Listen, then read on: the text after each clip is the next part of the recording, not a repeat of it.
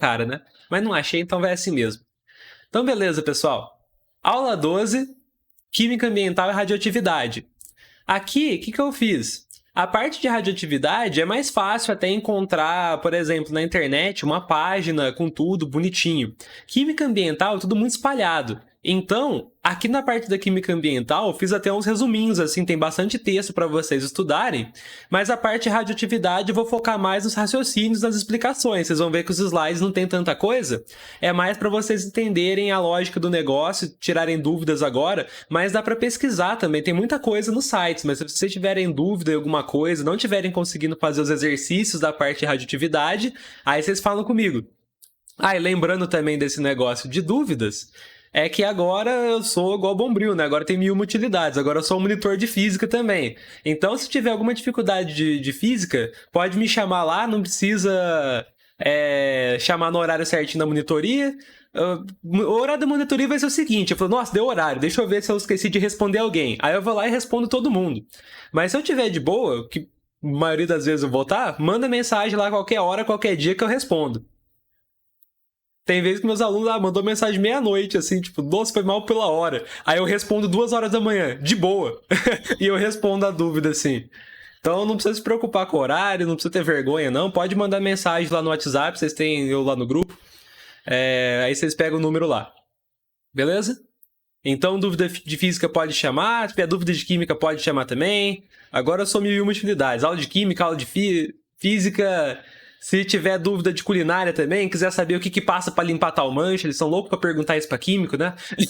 Qualquer coisa, chama lá então, beleza? Então, aula mesmo agora, então, vamos começar. Vamos começar falando da parte de química ambiental. Começando então por chuva ácida, que é um tópico muito discutido, os bobelos do que mais caem assim de química ambiental no Enem. Então, o que é a tal dessa chuva ácida? Vamos começar pelo seguinte aqui, ó. A chuva que cai todo dia, assim, praticamente toda a chuva, ela vai ser levemente ácida, né? Então, assim como a maioria das águas, né? A chuva, bem como a água que encontramos no nosso dia a dia, possui naturalmente um certo grau de acidez devido a óxidos ácidos presentes na atmosfera, principalmente o gás carbônico. Então, pessoal, o gás carbônico, lembra que ele é um óxido, ó, CO2? E de que tipo que ele é? É um óxido ácido, porque ó, tem o CO2 da atmosfera, e aqui ele vem do ar, né? Então, o CO2 do ar, quando o ar está em contato com a água, ele vai se dissolver em água. Mas o que acontece? Por que o CO2 eu consigo dissolver bastante? Vai ter várias moleculinhas de CO2 na água? Não necessariamente. Na verdade, quando o CO2 dissolve em água, ele sofre uma reação química, ele se transforma, né? Ó, o CO2, que é um óxido ácido, reage com água para formar isso daqui, que é o ácido carbônico.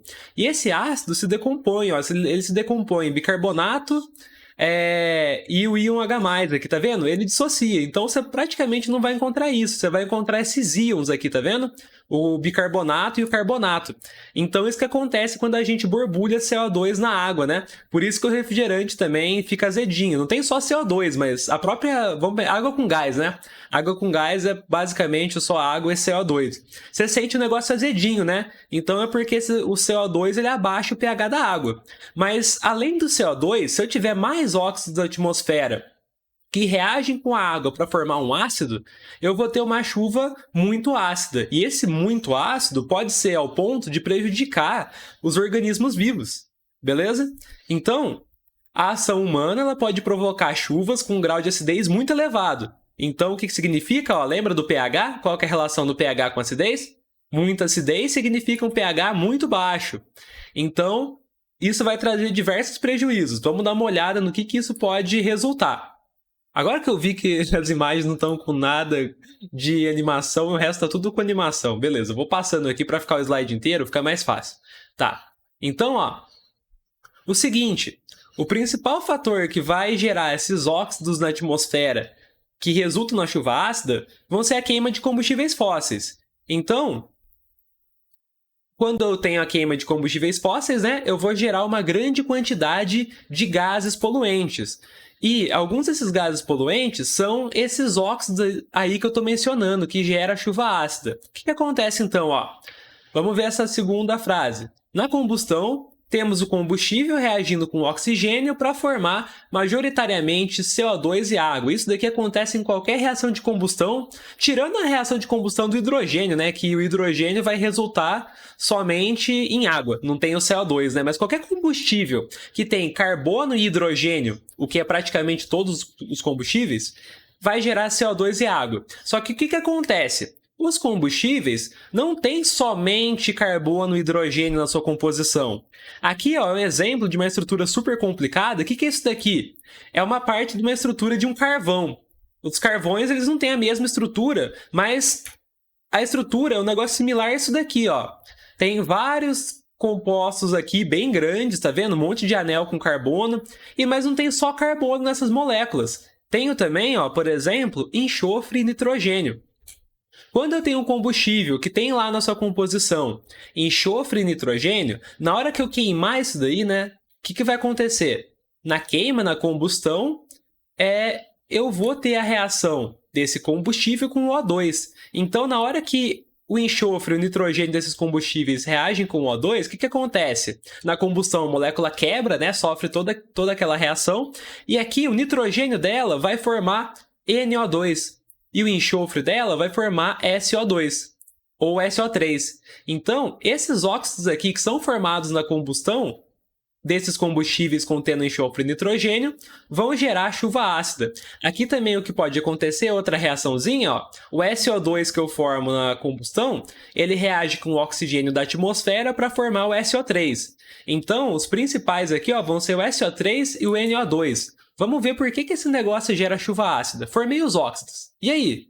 Por que ficou ácida a chuva? O que acontece? Esses óxidos aqui são óxidos ácidos. E aí? O que tem na atmosfera? Na atmosfera tem muitos gases, muita coisa, né? Uma das coisas que tem na atmosfera é vapor de água. Olha as nuvens aí. As nuvens são basicamente vapor de água lá e quando acontece a chuva, eu vou ter a condensação, né, desse vapor em gotinhas cada vez maiores. Chega uma hora que a gota é muito grande, ela não consegue se sustentar lá na atmosfera e cai, né? Então, quando esses óxidos reagem com a água lá das nuvens, eles vão formar ácidos. Olha aqui, ó, NO2, SO2 e SO3 são óxidos ácidos. Por quê? Quando eu reajo eles com água, olha o que eu formo. HNO3, H2SO3, H2SO4. Esse daqui vocês devem conhecer, né? Vocês já devem ter visto em algum exercício esses ácidos. São famosos, ó, o ácido nítrico, o ácido sulfúrico, ácido sulfuroso. Então, tá vendo? Lá da queima de combustível resulta em uma chuva de ácido sulfúrico em você. Tá vendo? Como é que é importante, por que a gente não pode poluir tudo? Tem várias coisas que vão resultar dessa poluição. Então, o que acontece? Vamos ver. Gerei uma chuva que tem ácido. E aí? Por que isso vai ser ruim? Olha os efeitos que isso pode gerar. Eu posso ter vários efeitos prejudiciais na fauna e na flora. Ó. As plantas, por exemplo, essa chuva ácida vai prejudicar as folhas. Isso vai destruir a planta, né? Ela não consegue viver em um ambiente ácido. O solo também, né? Essa água da chuva que está com pH muito baixo, ela vai se infiltrar no solo e aí a planta não está preparada para viver nesse pH baixo. A planta é muito sensível ao pH do solo. Tanto é que na agricultura tem várias substâncias que eles utilizam para corrigir o pH do solo, é um fator muito importante na produção agrícola. Mas aí então, com a chuva ácida, o pH do solo fica ácido também. Isso prejudica o crescimento das plantas e também, se essa chuva cai em rios, córregos e tudo mais, né? Que não tem um volume de água tão grande, sei lá, choveu no mar. E não tem tanta diferença, né? Olha o tanto de água lá que tem para diluir. Mas se cair num fluxo de água menor, aí a parte da chuva, né? A água da chuva vai ser significativo o volume. Então, a chuva ácida pode deixar córregos, lagos e esses pequenos fluxos de água muito ácidos. E os peixes também, os organismos aquáticos, eles precisam viver numa faixa muito específica de pH. Se o pH estiver muito ácido, eles não conseguem sobreviver. Então eu posso matar vários peixes, o plâncton e tudo mais, quando o pH está muito baixo. Aqui exemplos aqui, tá vendo? Ó, que eu tinha falado que a chuva é ligeiramente ácida, né? Então ela tá lá entre 5, 6 e pouco pH. Mas aí, ó, se o pH começa a cair para 4, ó, já afeta a reprodução dos peixes. Os ovos são muito mais sensíveis que o próprio peixe. E olha lá, mas se tiver muito, muito, muito ácido, até o peixe já morre, ele não consegue sobreviver. E aí a chuva ácida é quando eu tenho essa chuva com pH menor que 5. Que é um critério assim para denominar chuva ácida, mas não precisa saber muito. Só precisa saber assim, ó, se tiver muito ácido, eu vou ter a minha chuva ácida e tem esses efeitos aqui. Beleza? Então eu posso contaminar o solo, posso matar as plantas. Se eu contaminar a água também, eu posso matar os organismos aquáticos. Contaminando o solo, eu não contamino só o solo, né? Essa água vai se infiltrando, eu posso contaminar também o lençol freático. Então, a contaminação é distribuída por um grande espaço. O que mais que eu tenho? Além disso, né, do efeito ambiental, eu tenho um efeito que eu posso considerar também, tipo, a chuva ácida é o inimigo das obras de arte, das estátuas históricas, né, que a gente encontra. Por quê? Porque essas estátuas, principalmente na Europa, né, que tem aquelas catedrais imensas, cheias de estátua, muitas daquelas construções das estátuas, né, são feitas em mármore. E o mármore, ele reage com o ácido, ele é decomposto. Então, olha o que acontece. Tá vendo essa estátua aqui, ó? Era numa cidade que tinha muita queima de combustível, principalmente lá na Europa, que tinha usinas de gerar eletricidade à base de carvão. A queima desse carvão gerava chuva ácida. Olha o que foi acontecendo ao longo do tempo com as obras. Vai corroendo, né? A chuva ácida vai corroendo essas esculturas. E não só escultura, né? Ó, tá vendo? Estrutura metálica, aumenta a corrosão, pintura de carro. Então, muita coisa é afetada por essa chuva ácida. E a forma que a gente tem de reduzir isso é diminuindo a queima de combustíveis fósseis, tanto nos carros, né, quanto nas indústrias. Beleza? Ou também nas indústrias, ter filtros assim que neutralizam, eliminam esses gases aí, né, que vão gerar a chuva ácida. Tem alguma forma de remover eles dessa fumaça gerada pelas indústrias. Tá. Se não ficou nenhuma dúvida na chuva ácida, vamos falar de outra coisa aqui que é importante na química ambiental. É o seguinte, contaminação por metais pesados. Isso daqui você já deve ter ouvido falar. O que acontece? Seguinte, o que é metal pesado?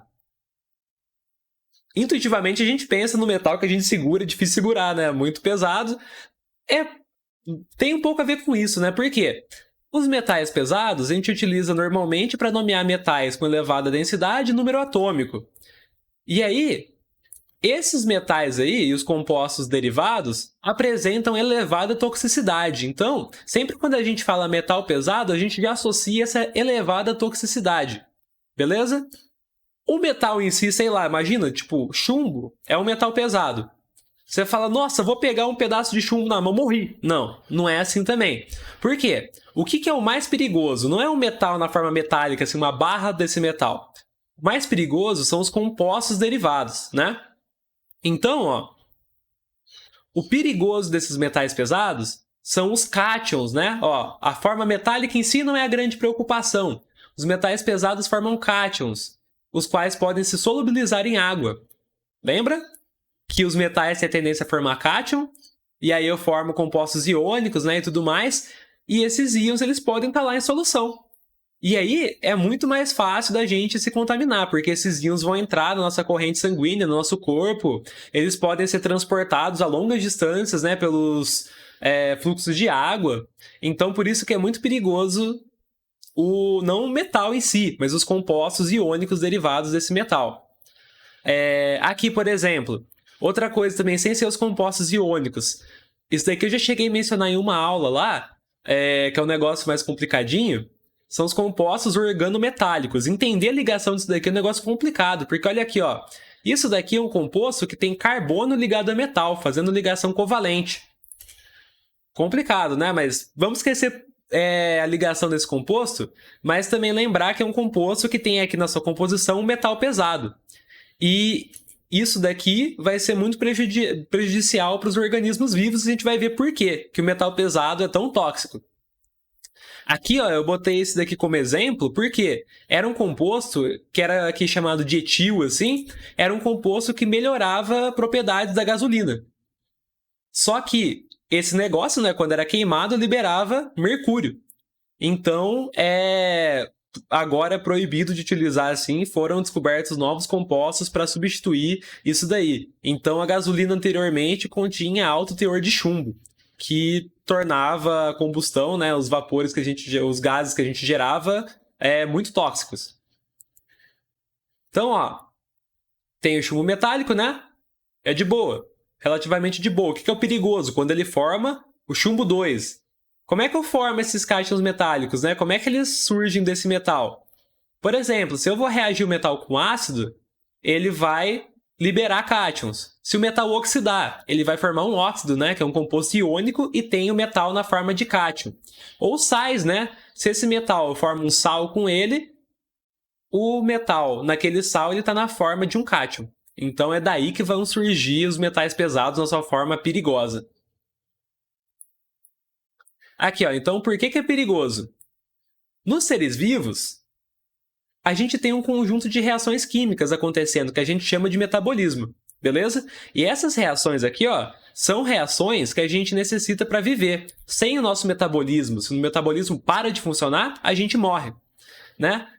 E essas reações que acontecem no corpo humano, elas normalmente são muito lentas. Se a gente fosse tentar fazer no laboratório, por exemplo, o que a gente precisa para essas reações acontecerem? A gente precisa do que a gente chama de enzimas.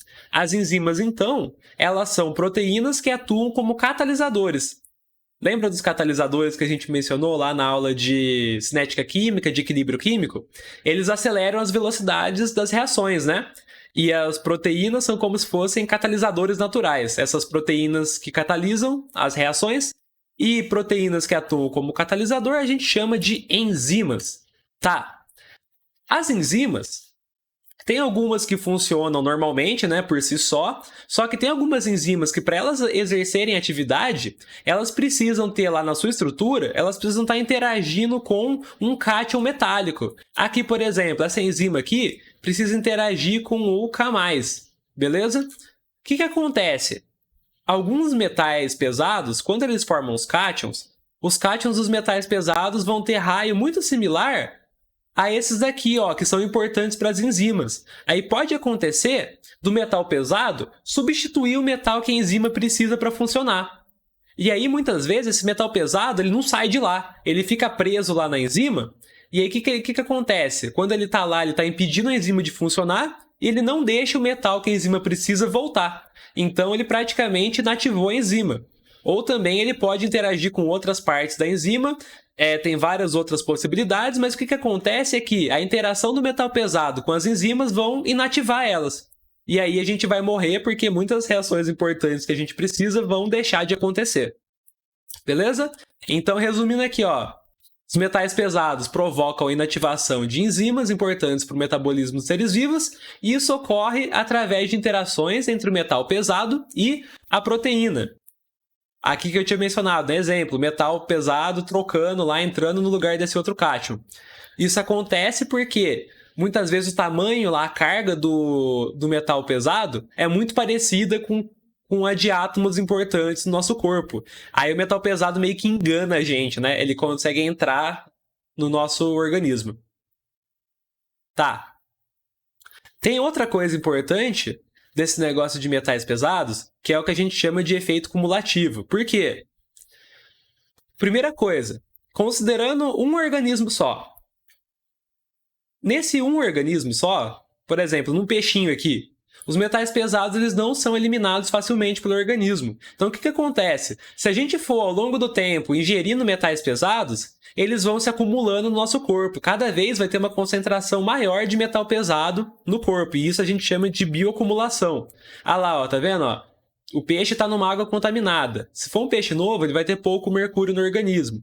Aí, conforme vai passando o tempo que ele vai lá se alimentando e ingerindo mais mercúrio, ele vai ter uma concentração maior de mercúrio no organismo e isso pode trazer problemas para ele. Agora, outro efeito ainda, que é o que a gente chama de magnificação trófica. Ó. O que acontece também? A concentração das espécies químicas com metais pesados, elas aumentam progressivamente em níveis mais altos da cadeia alimentar. Como assim? Ó? Por exemplo, eu tenho um peixinho. Esse peixinho, ele é é pequenininho, lá tem pouquinho mercúrio no organismo. Aí vem um peixe e começa a se alimentar desses peixinhos. Ao longo do tempo, o peixe maior, ele come vários peixinhos. E cada peixinho que ele come, ele tá ganhando mais mercúrio, né? Então esse peixe vai ter uma concentração muito maior de mercúrio no organismo do que o peixinho pequeno. Aí vai lá um peixe maior ainda e come esse peixe médio. Então ele está ingerindo já um peixe com muito mercúrio e ele ingere vários peixes. E ele vai acumulando cada vez mais mercúrio.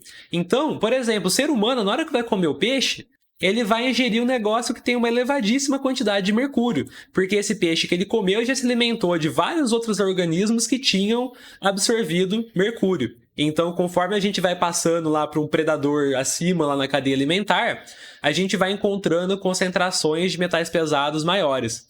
E aí, teve até um negócio relevante com relação a isso, que aconteceu no Japão, que foi o desastre de Minamata. Aí teve vários protestos, assim, né? Por quê? Tinha uma empresa lá numa região costeira do Japão que estava fazendo alguns processos industriais que precisavam de mercúrio. E aí eles iam jogando os dejetos na água do mar mesmo. Aí beleza. Em pouco tempo, nada aconteceu, né? Tipo, tinha muita água lá na região, só vai despejando. Só que o que foi acontecendo? Conforme foi passando o tempo, foi tendo uma concentração maior de mercúrio na água, mas principalmente os organismos que tinham lá, os seres vivos, foram absorvendo cada vez mais mercúrio, né? Conforme foi passando a cadeia alimentar, foi acumulando mais mercúrio. E aí, depois de um certo tempo, os peixes lá estavam apresentando uma concentração elevadíssima de mercúrio. Então, primeira coisa que resultou numa morte muito grande de peixes. Só que aí quem se alimenta do peixe? Seres humanos, né? E lá naquela região tinha muito gato. Então começaram a ver também que os gatos começavam a apresentar uns problemas motores, estava morrendo muito gato. E aí tinha várias pessoas também apresentando problemas neurológicos depois de um certo tempo, depois de alguns anos. E eles falaram, nossa, o que está acontecendo? Por que um monte de gente aqui está tendo efeito neurológico? Aí foram ver que essas pessoas comiam peixe daquela região. E aí isso provocou, né, várias sequelas em várias pessoas. Aí teve vários protestos, assim, né, tipo, por causa da empresa estar jogando, ela não assumia essa culpa.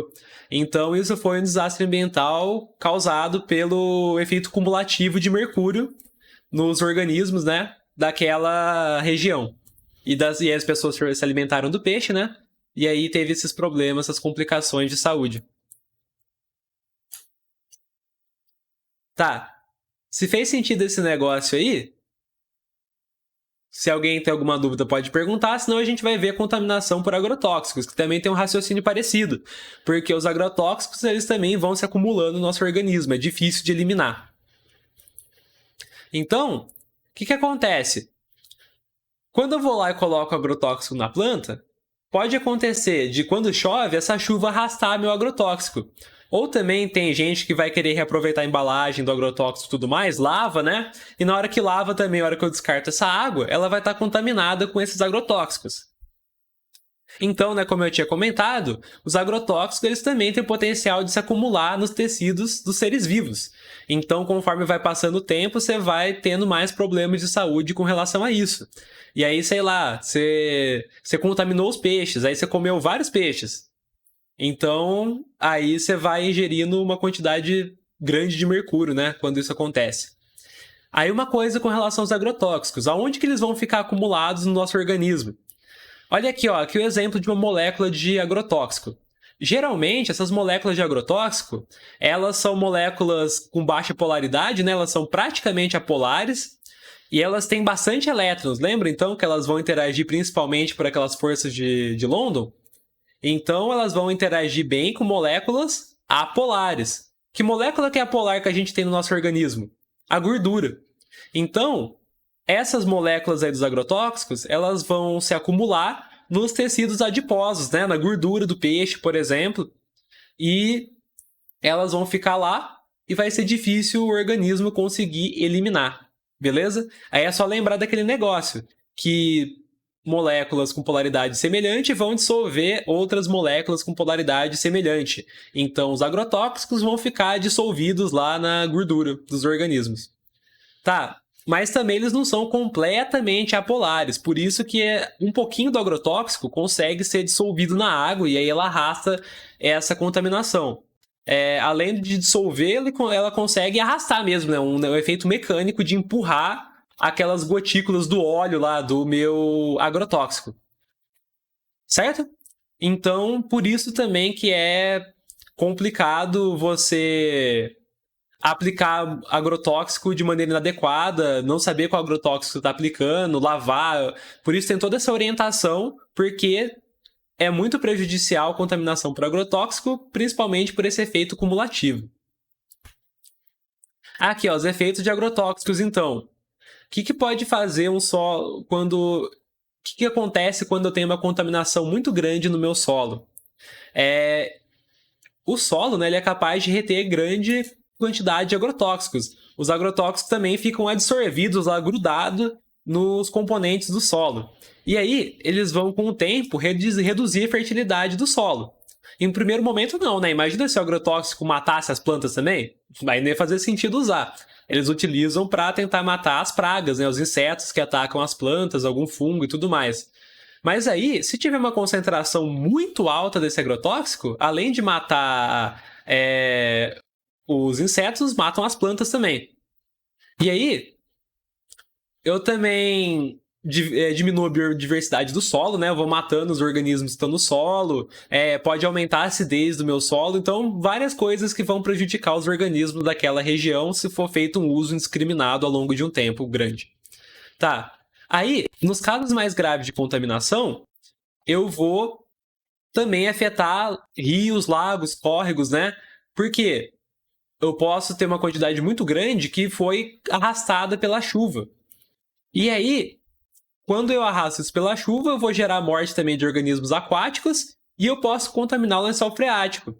E muita da água que as pessoas, principalmente de regiões rurais, bebem, assim, né? Eles cavam poços artesianos para aproveitar a água que já tem lá no local. Para irrigar também, né? Economiza bastante fazer a captação da água que está lá nas profundidades.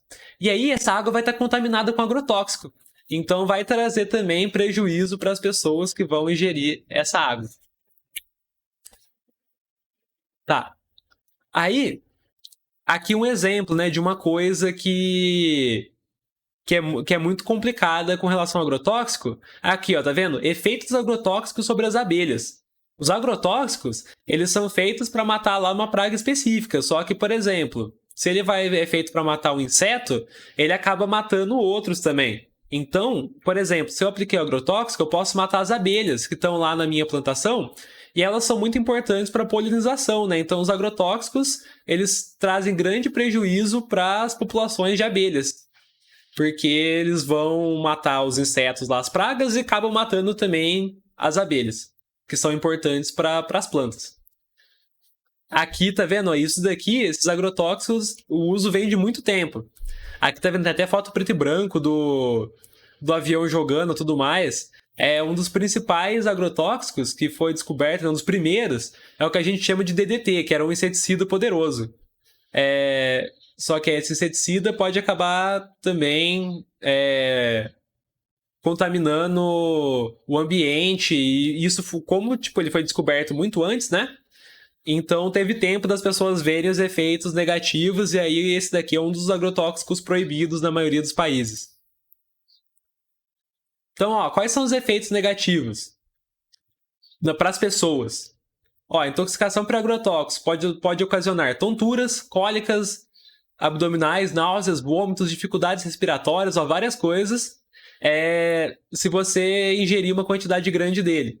E também tem o que a gente chama, né, de intoxicação crônica, que é o que acontece quando a gente vai tendo exposição prolongada do produto. Às vezes não é muito agrotóxico que a gente ingere, mas lembra daquela magnificação trófica?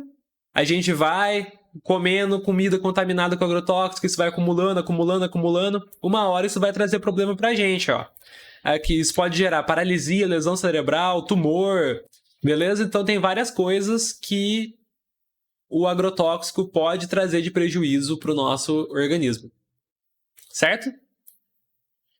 Então esses são os perigos aí do uso indiscriminado de agrotóxicos.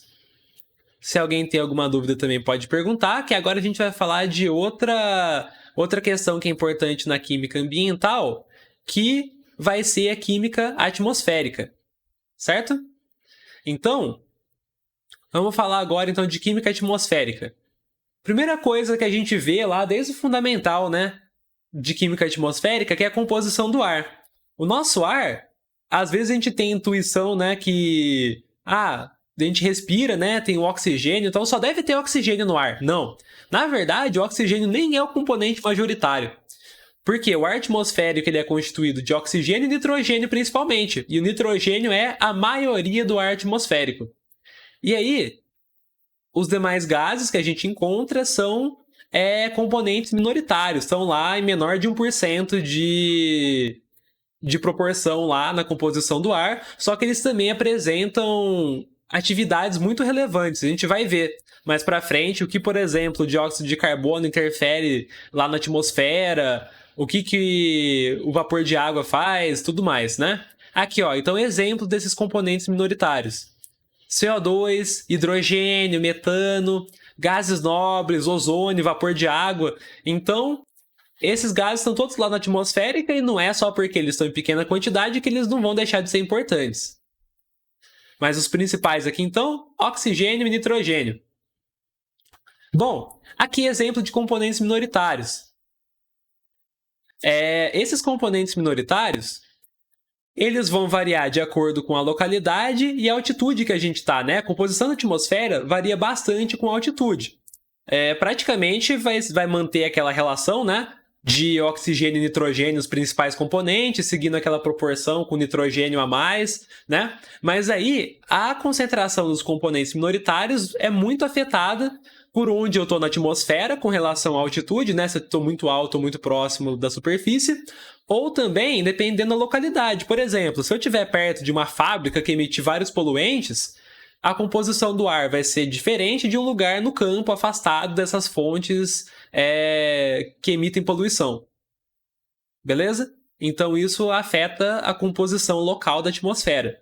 E aí, como eu estava falando aqui de poluição, muitos dos componentes minoritários eles podem ser gases tóxicos ou poluentes. Aqui, ó, esses CFCs, o monóxido de carbono, os gases do efeito estufa que eu tinha comentado. Ah, não, efeito estufa eu não comentei, da chuva ácida, compostos orgânicos voláteis, fuligem, aqui, ó.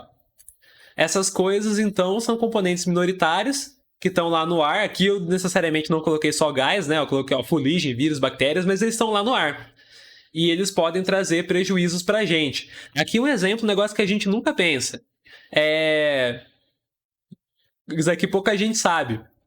Por exemplo, uma das maiores causas de câncer é respirar, por exemplo, fumaça contaminada, de poluentes, ou fumar, né? E isso é a maior causa de câncer de pulmão. Mas tem um negócio ali que é a segunda maior causa de câncer de pulmão. Às vezes a pessoa nunca fuma e teve. Por quê? Às vezes é um fator genético e tudo mais, só que às vezes é o ambiente que causou esse câncer na pessoa. Sabe o que causa câncer de pulmão? Respirar radônio. Então, esse gás, né, um gás nobre, ele está presente na natureza. E como é que surge o radônio? A gente encontra ele principalmente em lugares profundos, assim, sei lá, cavernas, tudo mais. Às vezes tem muita concentração de radônio. Só que também, por exemplo, os componentes que a gente usa na construção civil, as rochas e tudo mais, tem isótopos radioativos. Tem materiais, né, que se decompõem. E aí, quando esses isótopos radioativos se decompõem, eles podem gerar esse radônio. A gente vai ver aqui nessa aula também essa sequência, né? Os processos de decomposição que os isótopos radioativos têm. Aí, o que acontece? Por exemplo, eu tenho urânio lá, aí o átomo de urânio se decompõe, né? Sofre um processo de decaimento radioativo e gera radônio. E aí essas rochas começam a emitir esse gás radioativo. Então tem lugares, tem solos assim, que emitem uma quantidade muito grande de radônio. Aí tem que ter, às vezes tem até avisos assim, né? Então, tá vendo? Aqui parece que era um aviso do Canadá que eu tava vendo, assim, que de um detector de radônio, tipo, veja se sua casa está segura, se a sua propriedade não tem problema com gases radioativos e tudo mais. Porque algumas regiões têm essa emissão grande de radônio. E aí, às vezes, você não fuma nem nada, mas só de viver num lugar que tem uma concentração alta de radônio, você ficar respirando isso, você vai ter câncer de pulmão. Beleza? Então, para vocês verem como é que a química atmosférica é um negócio importante. Tá. Então, ó, uma coisa importante relacionada com a química atmosférica é o efeito estufa. O que acontece? O que é esse efeito estufa? O efeito estufa é um negócio que está relacionado com irradiação. O que é irradiação? Lembra que a gente tem 3 formas de condução de calor? Tem a condução mesmo, né? Que é quando eu tenho calor se espalhando por um objeto. Eu tenho o que eu chamo também de convecção, que é quando o calor ele é dissipado através de um fluido. Por exemplo, eu tenho o ar, né? Aí o ar quente sobe e o ar frio desce. E isso vai gerar uma circulação do ar e vai aumentar as trocas de calor. Só que eu tenho também uma troca de calor por irradiação. Essa daqui não precisa de um meio material para ocorrer. Ela ocorre através da radiação infravermelha.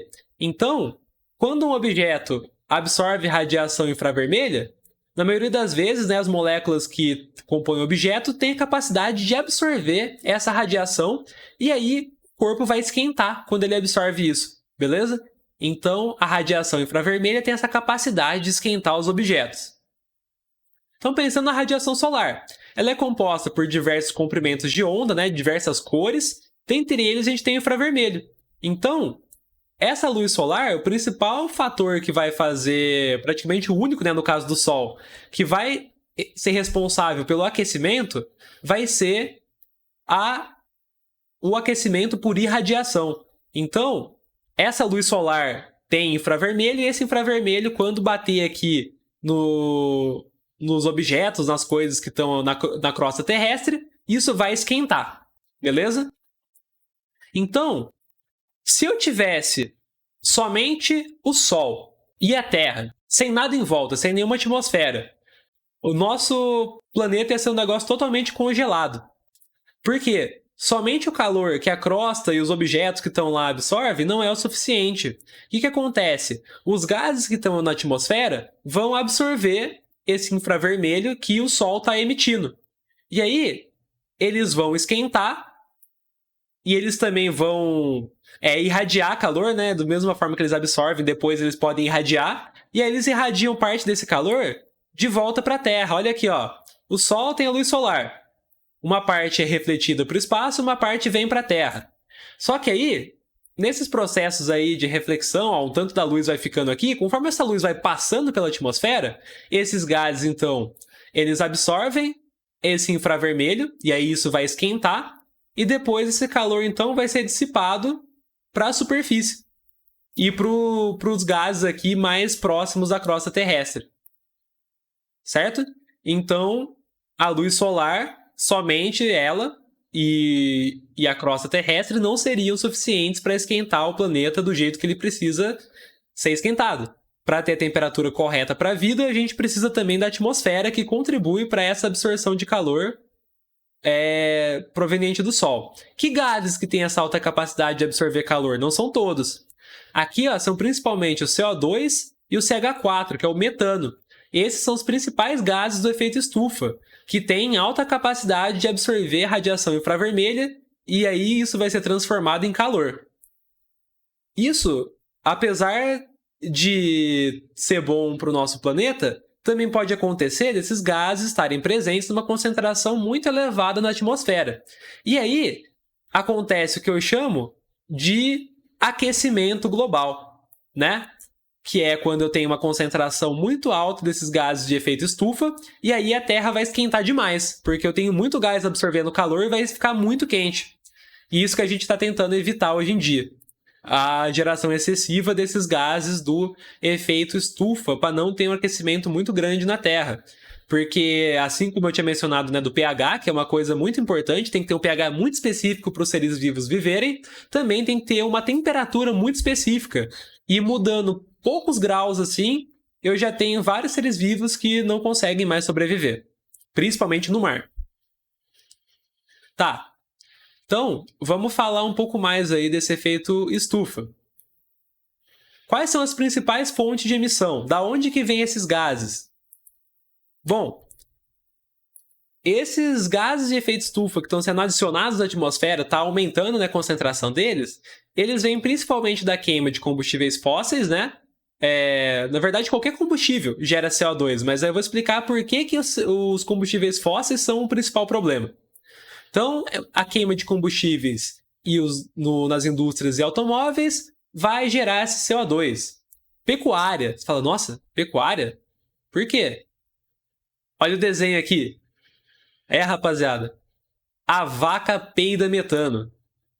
Parte do aquecimento global é culpa da vaca. Não só da vaca, né? Dos ruminantes em geral. Acontece uma reação lá no processo digestivo deles que gera metano. E aí eles geram muito metano. Como a gente cria muito gado, isso é muito significativo para o efeito estufa. Então, o peido da vaca prejudica a temperatura do planeta. Olha como é que a ciência é importante. Como que alguém ia pensar isso antes sem a química? Tá. Aí, o que acontece então? Tem lá minhas fontes que poluem, que geram gases do efeito estufa na atmosfera. Aí por que o combustível fóssil, que é a nossa principal preocupação, por que o etanol lá que eu produzo a partir da cana-de-açúcar não me preocupa tanto? Porque é o seguinte, ó. As plantas, o que elas fazem? Durante a fotossíntese, elas absorvem CO2 e liberam O2. Então, as plantas elas ajudam a diminuir essa concentração de CO2 que a gente tem na atmosfera. Então, o que acontece? Quando a gente produz etanol a partir da cana, o CO2 que eu vou liberar com a combustão do etanol vai ser reabsorvido quando eu plantar mais cana.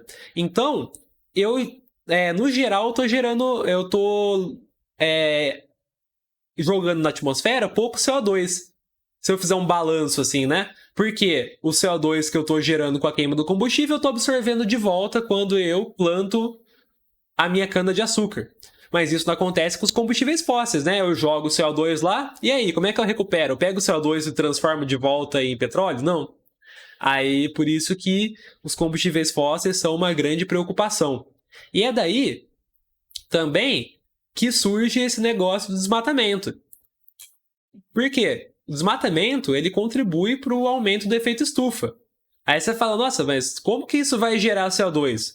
Não é que o desmatamento em si gera CO2. É porque com o desmatamento eu vou ter menos plantas para absorver CO2 e aí eu vou ter mais CO2 na atmosfera, porque eu tenho menos plantas para absorver. Não é então que elas vão gerar CO2, é porque vai deixar de absorver. Aí surge um termo muito importante para a química verde, né? Que é essa tal de pegada de carbono. O que é isso? Por exemplo, eu penso o seguinte, tipo, eu criei uma vaca lá para produzir carne, eu falo, mas eu só tô criando a vaca. Vamos pensar outra coisa, na verdade, né? Que a vaca gera muito metano. Sei lá, frango. O cara tá criando frango. Fala, frango tá suave, né? Não gera metano, o frango de boa, né? Não gasto não vou fazer nada que gera CO2. Só que o que acontece? Para você criar o frango, o que você teve que fazer? Você teve que dar ração para ele, né? Onde é que a ração foi produzida? Na fábrica. O que a fábrica fez? Queimou um monte de combustível lá para dar energia para as máquinas funcionarem. Aí o frango lá na sua fazenda, ele também precisou vir veterinário. O veterinário, ele veio dirigir um carro para se deslocar até a sua propriedade. E aí ele gerou gases de efeito estufa. Aí, por exemplo, eu tive que trazer a comida do frango, né, que foi produzida na indústria. Aí, no transporte, eu emito CO2. Então, às vezes, uma atividade bem simples, se eu for pensar tudo que ocorre por trás, eu tenho uma geração muito grande de CO2. E é isso que eu chamo de pegada de carbono. É essa geração de CO2 indireta que eu tenho em determinada atividade. E aí o que a gente tenta fazer hoje em dia é diminuir ao máximo essa pegada de carbono que as atividades humanas geram.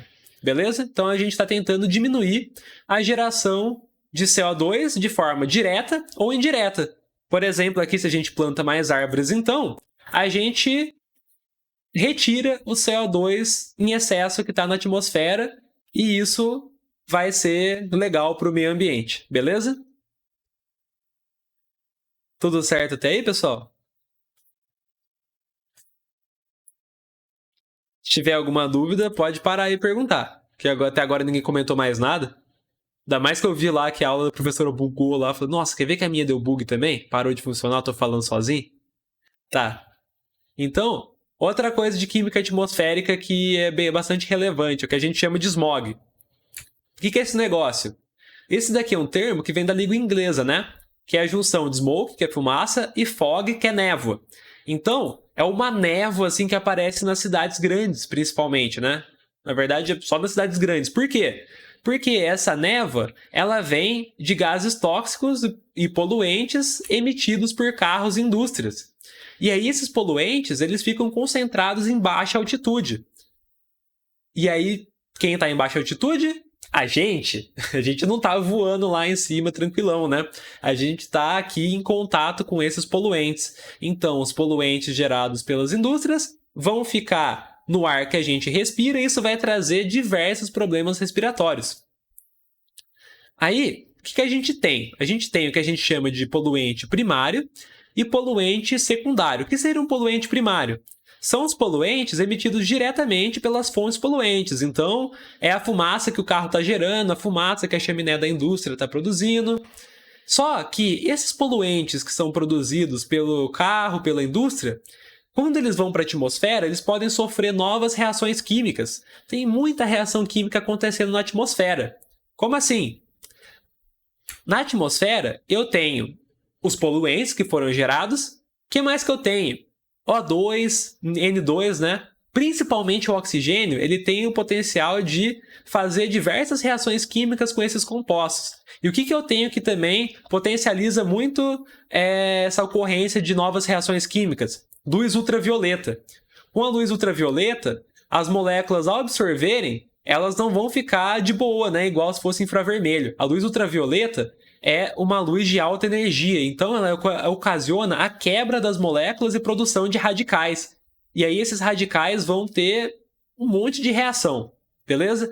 Então, devido à química que tem lá na atmosfera, eu tenho novas reações químicas que vão gerar outros tipos de poluentes a partir dos poluentes que foram produzidos inicialmente pelos carros e pelas indústrias. E aí, isso eu vou chamar de smog fotoquímico. Por que fotoquímico? É a química que está relacionada com a luz. Então, essa luz ultravioleta vai gerar diversas reações e produção de novos poluentes. E aí eu vou chamar esses poluentes, que são produzidos a partir de reações químicas que acontecem na atmosfera, de poluentes secundários. E olha aqui como é que fica a cara de uma cidade quando está ocorrendo esse fenômeno, tá vendo? É essa camada aqui de gás escuro que fica no horizonte. É isso que a gente chama de smog. Tá.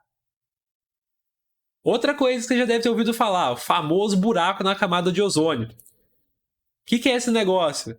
Tem um buraco mesmo? Você olha pro céu assim, você vai ver um furo? Não é bem isso. O que é esse tal de buraco na camada de ozônio? É o seguinte. Por que o ozônio é importante? Primeira coisa. Ele vai ser o gás que absorve a maior parte da radiação ultravioleta nociva proveniente do Sol. Eu tinha acabado de falar no smog, né? Que a radiação ultravioleta gera essas reações químicas, quebra as moléculas. Se eles quebram as moléculas que estão na atmosfera, esses raios ultravioleta também devem ser capazes de quebrar as moléculas que tem no nosso corpo. Então, os raios ultravioleta eles são muito prejudiciais por conta disso. Eles vão danificar as moléculas que estão no nosso organismo, principalmente, né, o que tem contato com ele, aqui na pele, na superfície. E aí, por isso que se a gente sai muito no sol sem passar protetor, fica saindo infinito e isso aumenta muito a chance da gente ter um câncer de pele por conta desses raios ultravioleta. Então, por isso que é interessante ter uma proteção para isso. A natureza já tem lá uma certa proteção para os raios ultravioleta. O que tem na natureza? Tem uma camada aqui mais alta da atmosfera que tem uma elevada concentração de ozônio. E isso vai filtrar boa parte desses raios ultravioleta. O ozônio vai absorver esses raios que não vão chegar aqui pra gente. Mas o que acontece? Tem alguns fenômenos que geram uma degradação desse ozônio, né? Então, em algumas regiões, eu tenho uma concentração menor de ozônio e aí significa que vai passar mais radiação ultravioleta. O que gera a decomposição do ozônio? Esses tais de CFCs. Esses CFCs, eles são gases sintéticos, eles foram muito utilizados como propelentes, né? Tipo, eu coloco lá no meu desodorante para fazer sair o pozinho, ou para refrigeração. Aí, eles usavam muito isso antigamente, né? E, por exemplo, usei o desodorante, espirrei e o gás foi para a atmosfera. Minha geladeira, ela vai perdendo gás lá de refrigeração com o tempo, então significa que ele está indo para a atmosfera. Com o tempo, esse negócio ia acumulando, e aí o CFC que ia para a atmosfera prejudica o ozônio, vai fazer ele se decompor. Então, vamos ver como que acontece a decomposição do ozônio pelos CFCs. Então, os CFCs, esse nome aqui, vem de clorofluorcarbono. Aqui. Isso daqui é um exemplo de CFC. É uma molécula pequenininha, por isso que é um gás, e ela contém carbono, cloro e flúor. Seguinte, naturalmente, o ozônio já vai se decompor. Olha aqui a reação, está aqui embaixo. Só que aí, os CFCs fazem esse processo acontecer rapidamente. Então, ele diminui a concentração de ozônio que a gente tem na troposfera, que é a camada bem elevada da atmosfera. Olha a reação aqui, ó. O ozônio, ele vai reagir com a radiação ultravioleta. E olha aqui, eu vou quebrar esse ozônio no O2 e um átomo de oxigênio livre. Vai ter um oxigênio solto lá passeando na atmosfera. E isso tem o potencial de reagir com outras moléculas, e aí por isso que tem várias reações que acontecem na atmosfera. Mas beleza. Aconteceu aqui do ozônio se decompor em oxigênio. Tá, isso acontece naturalmente, só que acontece também a reação desse oxigênio aqui com o oxigênio livre para formar de volta o ozônio, um equilíbrio químico. Só que aí o CFC vai lá e joga o equilíbrio químico todo para o lado da decomposição. Vai ficar praticamente só oxigênio. Por quê? O CFC, quando ele dá lá de cara com os raios ultravioleta, ele também vai se decompor. O CFC também, o ultravioleta também decompõe essa molécula. E aí eu vou gerar aqui, radicais livres, radicais cloro. Esse cloro, né, esse átomo de cloro livre, ele vai reagir com o ozônio. Tá vendo? Quando ele reage com o ozônio, ele vai decompor o ozônio aqui em oxigênio. E esse cloro, então, ele vai ser um catalisador, esse cloro na forma de radical. Ele vai fazer meu ozônio se decompor mais rápido. E ele é um catalisador, né? Ele não é consumido. Então, um pouquinho que eu tenho de cloro radicalar vai fazer com que muito ozônio se decomponha. E aí, o que vai ser esse buraco, então, da camada de ozônio? Vai ser essas regiões em que eu tive muito CFC, aí produziu o meu cloro radicalar e esse cloro decompôs boa parte do ozônio de lá. E aí ficou uma baixa concentração de ozônio nessa região. E aí por que, se vocês forem ver fotos, esse buraco tá lá principalmente na Antártida? Tá, é o seguinte, o buraco na camada de ozônio é observado principalmente na Antártida, já que as correntes convectivas espalham os gases emitidos pelo globo, levando os CFCs para essa região. Então, por exemplo, se eu gero um gás poluente aqui no Brasil, os ventos vão espalhar isso para o mundo inteiro, certo? Isso vai se distribuindo pela Terra. Por isso que não é só, tipo, eu vou parar com minhas emissões de carbono, vou controlar. Não, tem que ser um negócio global. Todo mundo tem que parar de emitir gases poluentes, gases de efeito estufa, porque os gases se espalham. Então, uma coisa que prejudica eu vai prejudicar o cara que mora lá longe, certo?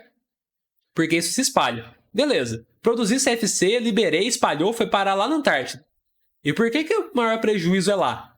O que acontece?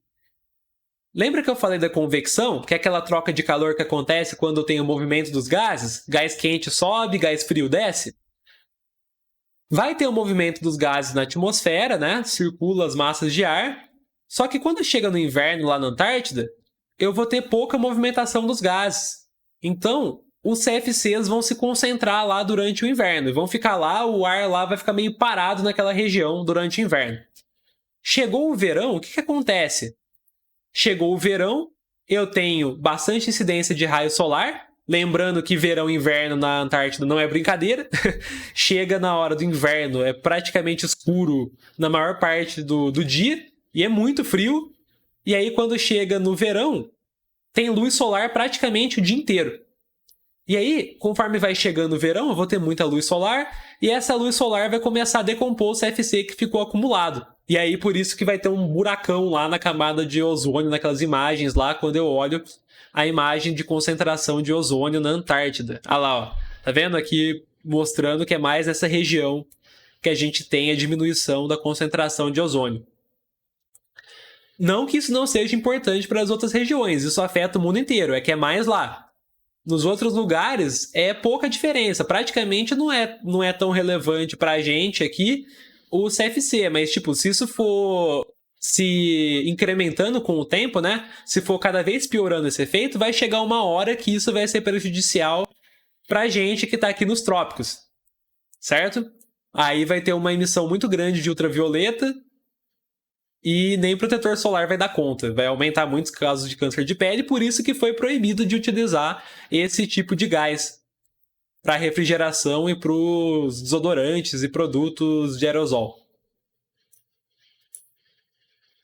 Tá, então, o que a gente tem que fazer para acabar com todos os problemas ambientais? Tem várias atitudes que a gente pode ter. Isso se resume em quê? Nos 3 R's, o que vai ser esse negócio? Reduzir, reciclar e reutilizar.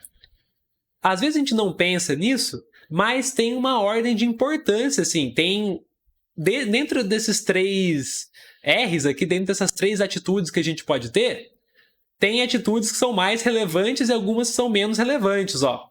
Reduzir é o principal. Por quê? Reduzir significa que eu estou produzindo menos. Não estou gerando mais o negócio que ia poluir o meio ambiente. Então, ó, eu evito o consumo desnecessário de produtos a fim de diminuir a quantidade de lixo gerado. E reutilizar? Reutilizar não é tão bom igual reduzir, né? Eu estou produzindo meus produtos em excesso. Só que aí, pelo menos, eu estou utilizando um pouquinho a mais, né? Então, eu vou utilizar materiais que iriam para o lixo. Eu vou utilizar mais um pouco, só que eles já foram produzidos, não é tão bom. Eu tenho também a reciclagem, que é outra coisa que eu posso fazer. Produzir meu produto, utilizei, não muito, já joguei fora, mas pelo menos para não ter esse lixo no meio ambiente, eu faço um processo para criar um novo produto. Ó, recupera a matéria-prima a partir do lixo para fabricar novos produtos. Só que essa recuperação também gasta uma quantidade de energia, gera um certo resíduo, só que é melhor do que deixar o lixo lá parado, beleza? Então, para a diminuição da poluição do lixo, lembra dos 3 R's. E lembra que é mais importante reduzir. Se não tiver como reduzir, a gente tenta reutilizar. Se não tiver como reutilizar, a gente tenta reciclar. Beleza? Fez sentido essa parte aqui de química ambiental? Deu para entender? Tá bem resumido, né? Mas dá para pesquisar mais coisas, mas eu acho que tem praticamente tudo aqui. Os principais tópicos que a gente encontra no Enem. Beleza. Então agora, para terminar, vamos só falar de radiação. Agora chegou na parte da aula que a gente vai falar de radioatividade, que a gente já encontra um monte de meme por aí, né? A gente vai ver por que a radioatividade está associada com mutações aqui. O povo sempre tem esse negócio, tipo, aqui, ó, o cara falando, a radiação tá sob controle, de boa, esse acidente não teve nada, e o cara tá com 3 braços, né? Por que tem esse negócio aí associado com radiação? Vamos dar uma olhada, então, o que é esse fenômeno. Bom, primeira coisa, a radiação está totalmente associada com isótopos radioativos. Lembra que a gente viu os isótopos numa das primeiras aulas? O que eram os isótopos? São elementos químicos que apresentam na forma de diferentes... Na verdade, é isso daí, né? Os isótopos, eles são átomos que têm o mesmo número de prótons, só que eles têm números diferentes de nêutrons. Então, eles são o mesmo elemento químico. Olha aqui, por exemplo, urânio 238, urânio 235. O núcleo do átomo é diferente, ó. Esse daqui tem 92 prótons e 146 nêutrons. Esse daqui tem 92 prótons e 143 nêutrons. Ó, diferente número de nêutrons. Só que as propriedades do elemento são dadas pelo número de prótons. Então, tanto esse urânio aqui quanto esse urânio aqui se comportam como urânio. Beleza? Então, as propriedades químicas, né, a parte de reação é baseada no número de prótons. E aí vão ser muito parecidos. Na natureza, a gente encontra vários desses casos aí. Eu tenho o mesmo elemento químico, só que eu tenho átomos com diferentes números de nêutrons. Alguns desses átomos, o núcleo, quando a gente olha, né, o número de prótons e o número de nêutrons, não vai ser muito estável. Ele acaba se decompondo ao longo do tempo. O núcleo vai lá e quebra. E aí, o que acontece? Quando eu modifico esse núcleo, eu transformo esse elemento em um outro elemento químico. Isso que vai ser um processo de decaimento, né? Eu estou transformando um elemento químico em outro através de uma alteração no núcleo. Olha aqui um exemplo, ó. O urânio, ele pode se transformar em tório. E aí, quando isso acontece, ele emite uma partícula alfa. Aí aqui depois logo a gente já vai ver, né, o tipo de radiação que a gente tem. Mas olha aqui então que a gente vai ter no processo radioativo. Eu tenho a conservação do número de nêutrons e o número de prótons. Eu só estou rearranjando eles de uma forma diferente, ó. Olha o que acontece, tá vendo? Que número que eu tenho aqui em cima? 235. Isso é a soma de prótons e nêutrons. A hora que eu somo aqui, ó, 4, que é o número de massa dessa partícula, com 231, isso também dá 235. Então, ó, conservou isso daqui. O número de prótons e o número de nêutrons. Aqui embaixo também, ó, 92 mais 2... 92, né? Desculpa. É 2 mais 90. Certo? Então, mantenho o número de prótons e nêutrons, só reorganizo de outra forma. Então, aqui é como se saísse um pedacinho do meu núcleo de urânio. E aí, quando sai esse pedacinho, eu tenho um outro elemento químico, o tório. Então, quando eu tenho um elemento radioativo, o núcleo vai ser instável, e é aí que ocorre esses processos de decaimento, que eu vou emitir uma partícula. Tá, então vamos ver aqui, ó, os 3 tipos de radiação que eu posso ter. Eu posso ter... Peraí, vai subindo forte. Fecha!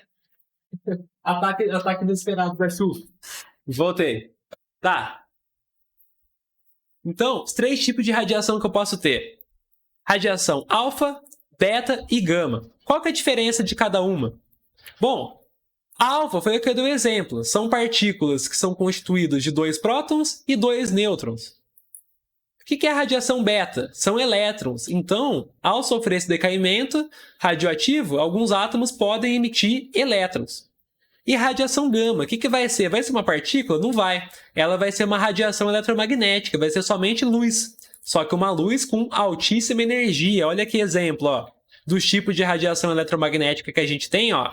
Só essa partezinha aqui que a gente consegue enxergar. Só que a gente tem luzes, né, de vários outros comprimentos de onda, de várias outras energias. Aqui, ó, quem está mais nesse canto, aqui, ó, o comprimento de onda menor, tem alta energia, os raios gama, né? É um tipo de radiação. E esses são os 3 principais tipos de radiação que a gente vai ter. E aí é importante observar que cada um tem um poder de penetração diferente. A radiação alfa é uma partícula, é um negócio maciço, né? Então, quando ela atravessa por um objeto, se for um objeto muito espesso, ela vai se colidir, né, com os átomos que estão nesse objeto e ela não vai passar. Então é muito fácil parar a radiação alfa, tá vendo? Uma folha de papel já consegue parar.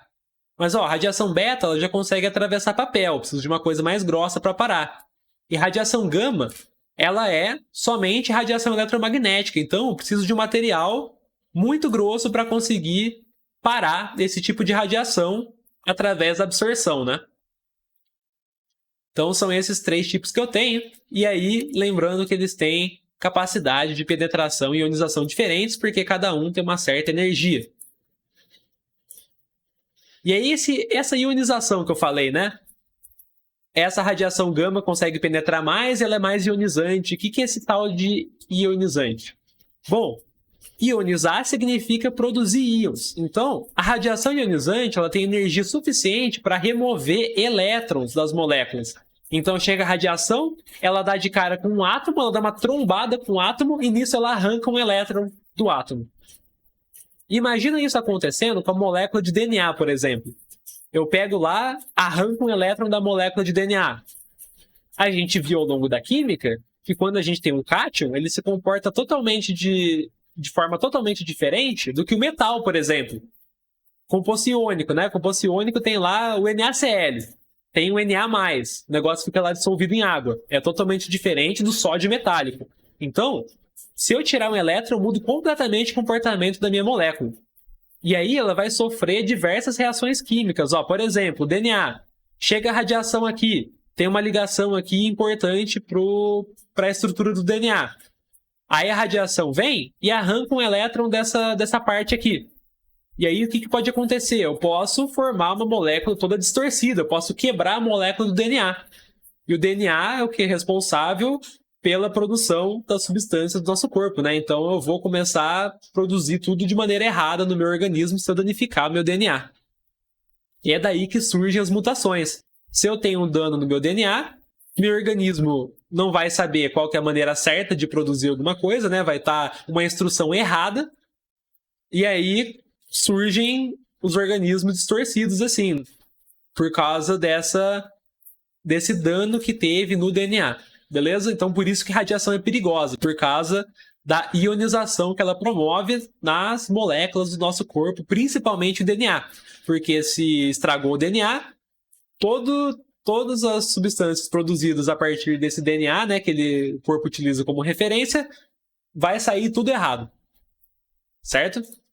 Então, agora reações nucleares. O decaimento radioativo, né, que eu estava falando, que era quando um isótopo radioativo se transformava em outro elemento químico, né? O que a gente pode ter? Para cada radiação, a gente tem uma reação de decaimento radioativo. Por exemplo, ó, o que acontece no decaimento alfa? A gente tem um elemento químico aqui, ó. Vou colocar uma letra aleatória aqui, P. E ele tem número de massa e número atômico. O que acontece? A partícula alfa, ela é basicamente um núcleo de átomo de hélio aqui, ó. Ela tem número de massa 4 e número atômico 2. 2 prótons e 2 nêutrons. Quando a gente soma, dá 4. Então, se saiu esse pedacinho aqui do meu núcleo, significa que o núcleo resultante, o núcleo que sobrou, ele apresenta agora 2 prótons e 2 nêutrons a menos, né? Então, o número de massa dele diminui em 4. E aí é assim que eu encontro qual elemento químico que eu vou produzir a partir do decaimento. Olha o exemplo aqui, ó. O urânio 238. Ele virou tório 234. Por quê, ó? Tá vendo? Mudou o número atômico, então mudou o meu elemento químico. E aí, a hora que eu somo o número de baixo e somo os números de cima, eu vejo que tá igual dos dois lados da equação. Agora, o decaimento beta. Esse daqui vai dar um nó na cabeça. Por quê? Olha o que acontece. O decaimento beta, eu vou emitir um elétron, né, que é minha partícula beta, e o número atômico aumenta em 1. Aí você fala, pera lá, o negócio está se decompondo e está aumentando o número atômico? É. Aí você fala, pera, número atômico não é um número de prótons? É. Então significa que nessa reação aqui, ó, o fósforo virando flúor, simplesmente aumentou um próton no núcleo? É. Aí você fala, da onde que veio esse próton? Como que criou um próton no núcleo de um átomo? Vai ser o seguinte, a gente vai ver no próximo slide, mas só para terminar, ó, radiação gama, ela não altera a composição do núcleo, ela não está relacionada com partículas. Então, ela só é liberada aqui de subproduto desses processos, né? Tipo, teve energia em excesso, o excesso de energia é liberado na forma de radiação gama. Agora, o que esse elétron, né, que é liberado e por que aumenta um próton no núcleo? Seguinte, ó, decaimento beta nada mais é do que a transformação de um nêutron. Então, o que acontece? O nêutron, um dos nêutrons aqui do núcleo do átomo, ele vai se quebrar, né? E quando um nêutron se quebra, ele se transforma em um próton, um elétron e um antineutrino. Aqui tem umas coisas mais complicadas aqui, ó. Ou um pósitron e um neutrino. Tá, isso aqui é outra coisa mais complicada de física, mas ó, então basicamente é pensar que o nêutron, ele se quebra em um elétron e um próton. Beleza? Então, quando esse nêutron, ele sofre esse processo de decaimento, ele virou um próton, o próton continua no núcleo, por isso que aumenta 1 do número atômico, e o elétron vai embora. Ele é eliminado do átomo. Beleza? Esse neutrino a gente não se preocupa com ele não, mas o importante é lembrar aqui então que o nêutron ele vira um próton e um elétron. Tá vendo? Se eu somar as duas cargas, conserva. Tem carga neutra. E aí o nêutron então se quebrou nessas duas partículas, e aí o próton fica lá bonitinho no núcleo. E se eu pensar no número de massa, né, que é a soma de prótons mais nêutrons, ele não é alterado. Por quê? Eu diminuí um nêutron, só que eu aumentei um próton. Então, na hora que eu somo tudo, prótons e nêutrons, não muda nada. Mas aumenta o número atômico. Então, isso que está por trás do decaimento beta. Emitiu um elétron e aumentou um próton no núcleo? Do nada? Não. Um nêutron virou esse próton e esse elétron. Aí, então, pessoal, a gente vai ter um negócio que a gente chama de meia-vida. O que vai ser isso? Esses isótopos radioativos, eles se decompõem, né? Então, eu vou, com o tempo, por exemplo, eu tenho lá um minério de urânio. Esse urânio vai se decompondo, e aí eu vou diminuir a minha atividade radioativa, né? Conforme eu vou quebrando os meus átomos radioativos, vai chegar uma hora que eles vão se transformar em elementos pouco radioativos. E aí eu não vou ter mais essa emissão. Então, o que acontece? O decaimento radioativo, ele depende da quantidade que eu tenho, da concentração que eu tenho de elemento radioativo. Então, no começo, a amostra está cheia de elemento radioativo. E aí, eu vou ter alta atividade, vai estar emitindo um monte de radiação. Com o tempo, essa amostra ela vai decaindo e vai perdendo elemento radioativo. E aí ela vai ficando menos ativa, vai emitindo menos radioatividade. O que acontece então? Ó, fica uma curvinha mais ou menos assim. Tem até uma equação que a gente pode usar, né? Tá vendo? Isso aqui é uma exponencial. Vocês devem ter visto, pode ter visto na matemática, né? Mas tem um jeito mais fácil de pensar em decaimento radioativo do que dessa forma matemática. Ó, o que acontece? Eu começo com uma alta concentração, e aí, com o tempo, vai diminuindo a concentração do meu elemento radioativo. Ela nunca acaba 100%. Aí, eu sempre vou ter uma certa quantidadezinha de elemento radioativo. O que acontece é que ela vai diminuindo, chega uma hora que ela vai ficar muito pequena. Aí, a concentração, então, vai estar relacionada com essa atividade radioativa. E o que acontece? A gente pode pensar no tempo de meia-vida. O tempo de meia-vida vai ser o tempo que a gente chama de metade do que é o tempo, né, que para decair metade da radioatividade da minha amostra, né? Então, por exemplo, eu tinha 1 kg de urânio radioativo. Quanto tempo demora para ter somente meio quilo de urânio? Aí é um tempo de meia-vida. E aí, esse tempo eu posso utilizar para ver quanto que eu vou ter de amostra radioativa após um certo tempo. Por exemplo, aqui, ó, eu tenho bário. Esse bário aqui, ele tem um tempo de meia-vida de 10,7 minutos. Então, a cada 10 minutos, essa radioatividade vai fazendo com que eu perca metade dos meus átomos de bário radioativos. Então, por exemplo, ó, comecei com 1 grama de bário radioativo. Quanto que eu vou ter após um certo tempo? Eu vou fazendo essas continhas aqui, ó. Eu começo com 1 grama, depois de um tempo de meia-vida, eu perco metade. Aí, passou outro tempo de meia-vida, eu perco metade de novo. Então, eu vou contando quantos tempos de meia-vida se passaram. E aí, a cada tempo de meia-vida que eu passo, eu diminuo a massa da minha amostra em metade. Ou a porcentagem, né? O importante é que sempre vai caindo na metade. Então, nunca chega a zero, né? Eu vou dividindo, mas vai permanecer uma quantidade ainda residual, mesmo após um tempo muito longo. Beleza? Então, é fazer essas continhas aí para encontrar quanto que eu vou ficar de elemento radioativo. Considerando a meia-vida, então. Então, depende desse dado que ele vai me dar. Ou ele pode perguntar o contrário, né? Passou um certo tempo e eu tenho 25% restante. Qual que é a meia-vida? Aí você tem que pensar assim, olha, se sobrou 25% de elemento radioativo, significa que se passaram 2 tempos de meia-vida. Porque o primeiro, quando se passou, caiu para 50%. Depois caiu metade de novo, passa para 25%. E é assim por diante. Aqui, para complementar, então, ó, fissão e fusão nuclear. A gente tem esses 2 fenômenos, né, além do decaimento radioativo. Fissão nuclear é quando eu divido o núcleo do meu átomo, né? E isso libera energia. A fusão nuclear é quando eu junto, né, o próprio nome já fala, núcleos de átomos mais leves e formam o núcleo de um átomo mais pesado. Nesses dois processos eu formo novos elementos químicos e os dois liberam energia. Aqui exemplo, ó, fissão nuclear. A fissão do urânio, que é o que a gente tem nas usinas nucleares, na bomba nuclear. O que acontece? Eu quebro urânio aqui ó, em bário, em criptônio, tem outros processos radioativos que vão acontecendo em sequência, mas essa quebra do átomo de urânio, ela vai liberar muita energia. E o que acontece? Quando o átomo de urânio se quebra, ele quebra por causa de um nêutron aqui. Eu tenho que ter um nêutron para iniciar a reação como se fosse uma bala, assim, que bate no meu átomo de urânio e quebra ele. Quando esse átomo de urânio quebra, ele gera mais nêutrons, que vão bater em mais átomos de urânio e quebrar mais, daí vai ser uma reação em cadeia. Por isso que libera tanta energia em tão pouco tempo. Um átomo vai levando à quebra do outro. E aqui eu tenho também a fusão nuclear. Aqui, exemplo que eu tenho quando eu junto deutério e trítio.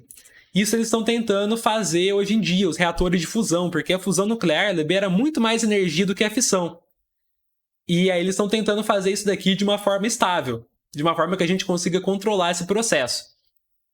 Isso daqui, já fizeram um teste de uma bomba baseada nisso, vocês podem até colocar, procurar vídeo assim. Acho que até pouco tempo a União Soviética ela estava guardando isso, mas ela divulgou vídeos oficiais assim do teste que eles fizeram do que foi chamado de bomba H, que era uma bomba baseada na fusão nuclear. Era essa reação aqui, que destruiu uma ilha inteira, vaporizou o negócio. É muita energia que isso daqui gera. Então, fissão nuclear eu quebro o meu átomo, a fusão nuclear eu junto dois átomos menores em um maior. E aqui alguns exemplos, né, que vocês podem procurar de fatos históricos que tiveram relação com desastres radioativos. O mais famoso, né, a bomba de Hiroshima e Nagasaki. Chernobyl também, que teve a explosão de um reator nuclear, de uma usina. Esse daqui foi no Brasil, o acidente com o SES em Goiânia, que tinha uma certa amostra lá de material radioativo que ficava dentro de uma máquina de fazer radiografia, né? Que a gente precisa de alguma coisa que emite raio-x para conseguir fazer radiografia. E aí, esse material, ele foi... Pessoas lá de catadores de lixo, né? Acharam essa sucata que não podia ir para o lixão normal, né? Mas estava lá. Pegaram o negócio, abriram, e aí esse material radioativo foi sendo espalhado. Era um sal de césio, e aí foi sendo ingerido por várias pessoas, o vento espalhou, tudo mais, e aí várias pessoas foram contaminadas. E o mais recente foi aquele acidente que teve em Fukushima, né? Que também teve contato da água que resfriava o reator com o material radioativo, e também teve uma explosão que gerou mais material radioativo e tudo mais. Então, exemplos recentes de contaminação envolvendo isótopos radioativos. E aí, pessoal, um negócio que é só para finalizar, que é muito importante, que tem muita gente que fica com preconceito com esse negócio de radiação. Por exemplo, você fala, nossa, eu vou fazer lá um exame de raio-x, alguma coisa, eu vou ficar radioativo? Não vou. É diferente a contaminação e a irradiação. Um material ele só é radioativo se ele tem isótopos radioativos nele. Então eu só vou ficar radioativo se eu comer alguma coisa, se eu ingerir de alguma forma, né, algum isótopo radioativo que vai ficar no meu organismo. Se eu só for irradiado, né, se a radiação só me atravessar, somente a radiação, e eu não tiver contato, não absorver partículas radioativas, não vai acontecer nada depois comigo. Enquanto eu tô lá sendo irradiado, beleza? Depois que eu sair, não tem mais nada de radiação. Então, o que é o radioativo mesmo é o isótopo radioativo. A radiação não vai tornar outra coisa radioativa. Exemplos aqui, ó, esse aqui é utilizado em alimentos. Eu passo radiação em alimentos para esterilizar. Aí eu mato as bactérias que tem aqui na superfície, e aí eu posso fazer isso com o alimento já embalado. Eu passo lá numa máquina que esteriliza. Olha a diferença aqui. Eu passo uma certa quantidade de tempo e o alimento que eu irradiei, ele dura por muito mais tempo, porque eu mato as bactérias e os fungos que estão lá na superfície. E o alimento não vai ficar radioativo porque ele foi irradiado. Ele só foi... eu só passei radiação por ele. Ele não vai absorver nenhum isótopo radioativo. Não, eu estou jogando isótopo radioativo nele. Beleza? Então, é basicamente isso a aula de hoje. Isso, a série de Chernobyl fala bastante disso, explica por que acontece, por que deu a treta no reator, por que explodiu, tem várias reações, explica como é que funciona o reator, vocês podem procurar na internet também. Aqui eu só falei o basicão, e mesmo assim deu 1h30. Beleza? Então é isso, pessoal. Se vocês ficaram com alguma dúvida, pode perguntar. Se não, por hoje a gente acabou a nossa aula. Tudo certo, então?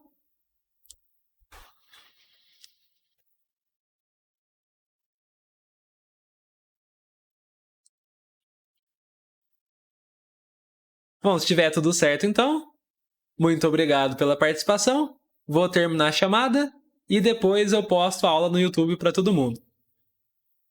Obrigado, pessoal!